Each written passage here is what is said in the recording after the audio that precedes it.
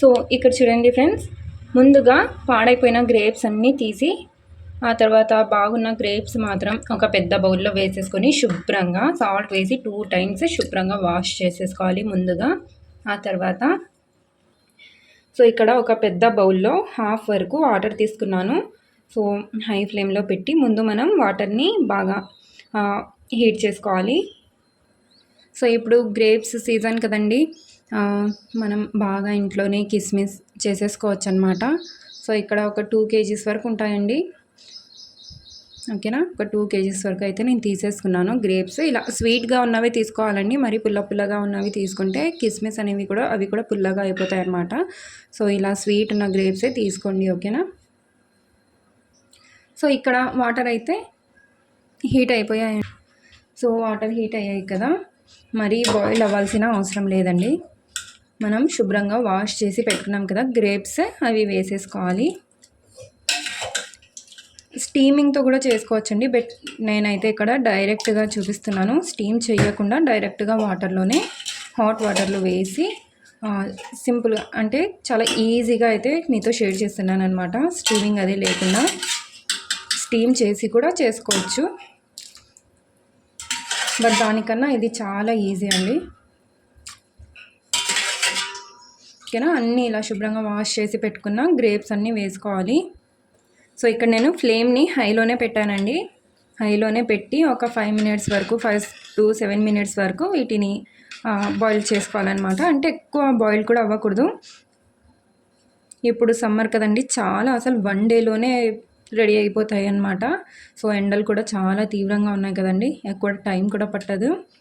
So morning పెట్టేసుకుంటే evening వరకు కూడా రెడీ అయిపోతాయి.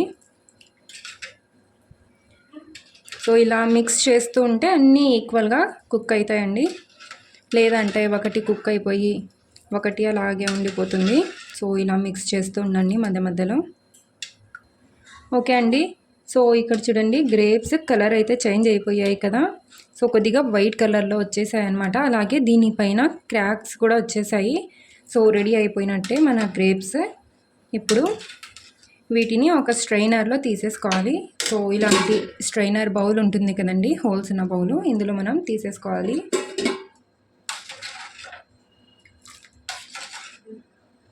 సో ఈ కలర్లో గ్రేప్స్ వచ్చేస్తే రెడీ అయిపోయినట్టే. స్టవ్ ఆఫ్ చేసేసి ఇంకా స్ట్రైనర్ బౌల్ ఉంటుంది కదండి, దాంట్లో తీసేసుకోవాలి అన్నీ. ఓకే అండి, సో అన్ని గ్రేప్స్ అయితే ఇలా స్ట్రైనర్లో తీసేసాను. ఇప్పుడు నెక్స్ట్ ప్రాసెస్ వచ్చేసి ఇక్కడ ఒక 2 పెద్ద ప్లేట్లు అనేవి తీసుకున్నానండి. ఇప్పుడు ఈ ప్లేట్స్ పైన కాటన్ క్లాత్ ఉంటుంది కదండి, ఏదైనా కానీ కాటన్ క్లాత్ వేసేయాలి. మనం గ్రేప్స్ వేసినప్పుడు ప్లేట్లలో వాటర్ మొత్తం ఎక్స్ట్రా ఉన్న వాటర్ మొత్తం అబ్జార్బ్ చేసేసుకుంటుంది అనమాట క్లాత్. సో ఇలా 2 ప్రిపేర్ చేసేసుకోవాలి. ఓకే ఫ్రెండ్స్, సో 2 ప్లేట్స్ పైన నేను ఇలా కాటన్ క్లాత్ అయితే వేసేసాను. ఇప్పుడు గ్రేప్స్ బాగా స్ప్రెడ్ చేసుకోవాలి వీటిపైన.